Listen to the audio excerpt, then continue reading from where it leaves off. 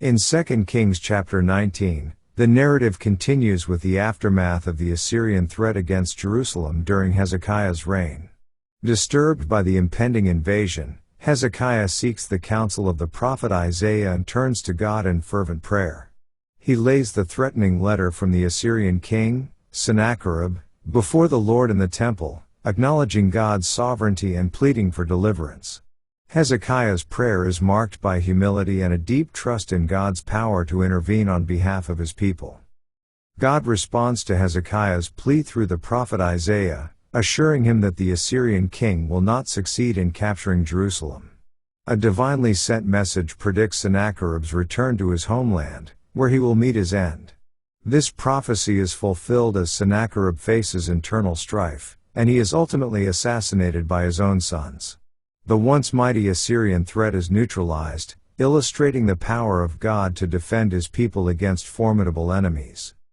2 Kings chapter 19 emphasizes themes of prayer, trust in God's sovereignty, and divine intervention. Hezekiah's earnest prayer and reliance on God lead to the defeat of the powerful Assyrian army, showcasing the significance of seeking God's guidance in times of trouble. The chapter serves as a testament to God's faithfulness and his ability to thwart the plans of those who rise against his people. Let's now read 2 Kings chapter 19. And it came to pass, when King Hezekiah heard it, that he rent his clothes, and covered himself with sackcloth, and went into the house of the Lord. And he sent Eliakim, which was over the household, and Shebna the scribe, and the elders of the priests, covered with sackcloth, to Isaiah the prophet the son of Amoz.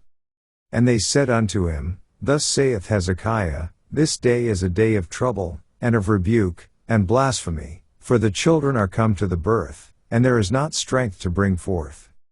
It may be the Lord thy God will hear all the words of Rabshakeh, whom the king of Assyria his master hath sent to reproach the living God, and will reprove the words which the Lord thy God hath heard. Wherefore lift up thy prayer for the remnant that are left. So the servants of King Hezekiah came to Isaiah. And Isaiah said unto them, Thus shall ye say to your master, Thus saith the Lord, Be not afraid of the words which thou hast heard, with which the servants of the king of Assyria have blasphemed me. Behold, I will send a blast upon him, and he shall hear a rumor, and shall return to his own land, and I will cause him to fall by the sword in his own land. So Rabshakeh returned, and found the king of Assyria warring against Libnah, for he had heard that he was departed from Lachish. And when he heard say of Tirhakah king of Ethiopia, Behold, he is come out to fight against thee, he sent messengers again unto Hezekiah, saying, Thus shall ye speak to Hezekiah king of Judah, saying, Let not thy God in whom thou trustest deceive thee, saying, Jerusalem shall not be delivered into the hand of the king of Assyria. Behold, thou hast heard what the kings of Assyria have done to all lands, by destroying them utterly, and shalt thou be delivered? Have the gods of the nations delivered them which my fathers have destroyed, as Gozan, and Haran, and Rezeph, and the children of Eden which were in Thelazar?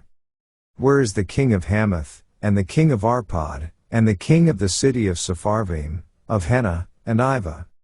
And Hezekiah received the letter of the hand of the messengers, and read it, and Hezekiah went up into the house of the Lord, and spread it before the Lord.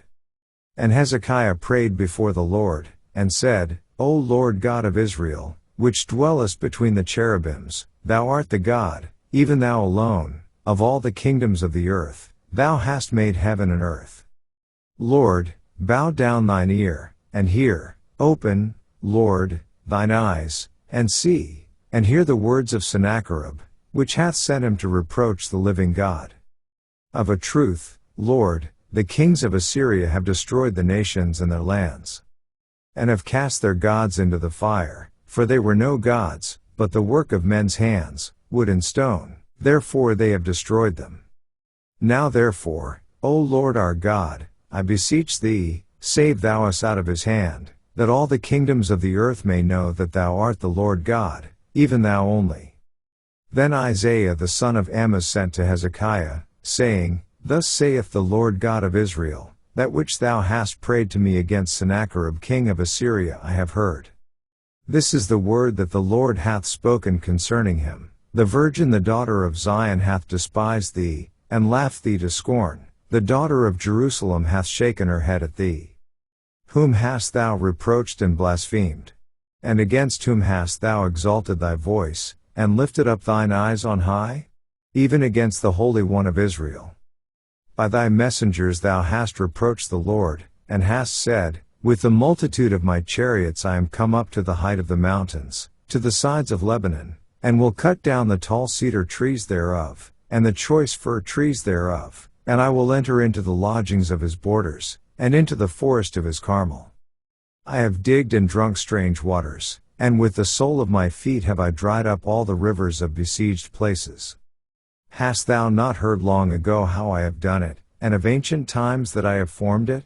Now have I brought it to pass, that thou shouldest be to lay waste fenced cities into ruinous heaps. Therefore their inhabitants were of small power, they were dismayed and confounded, they were as the grass of the field, and as the green herb, as the grass on the housetops, and as corn blasted before it be grown up. But I know thy abode, and thy going out, and thy coming in, and thy rage against me. Because thy rage against me and thy tumult is come up into mine ears, therefore I will put my hook in thy nose, and my bridle in thy lips, and I will turn thee back by the way by which thou camest. And this shall be a sign unto thee, ye shall eat this year such things as grow of themselves, and in the second year that which springeth of the same, and in the third year sow ye, and reap, and plant vineyards, and eat the fruits thereof. And the remnant that is escaped of the house of Judah shall yet again take root downward, and bear fruit upward. For out of Jerusalem shall go forth a remnant, and they that escape out of Mount Zion, the zeal of the Lord of hosts shall do this. Therefore thus saith the Lord concerning the king of Assyria, he shall not come into this city, nor shoot an arrow there, nor come before it with shield, nor cast a bank against it. By the way that he came, by the same shall he return, and shall not come into this city, saith the Lord. For I will defend this city, to save it, for mine own sake, and for my servant David's sake. And it came to pass that night, that the angel of the Lord went out, and smote in the camp of the Assyrians 185,000. And when they arose early in the morning, behold, they were all dead corpses. So Sennacherib king of Assyria departed, and went and returned, and dwelt at Nineveh. And it came to pass, as he was worshipping in the house of Nisroch his god, that Adramelech and Sharezer his sons smote him with the sword, and they escaped into the land of Armenia. And Esarhaddon his son reigned in his stead. This ends our reading of 2 Kings chapter 19.